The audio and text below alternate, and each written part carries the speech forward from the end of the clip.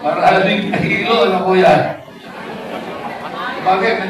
Meron namang naka-ready na ambulance dahil kay... Kagawad na. Isang malamig na tanghali sa inyong lahat.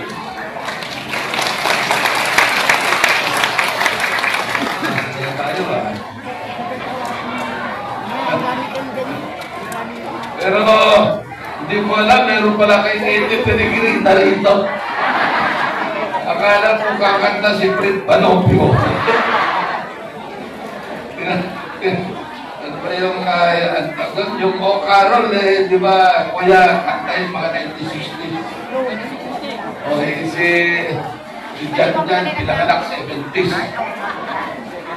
Sino hindi pa pinapanganak nung kinanta yung O. Carol?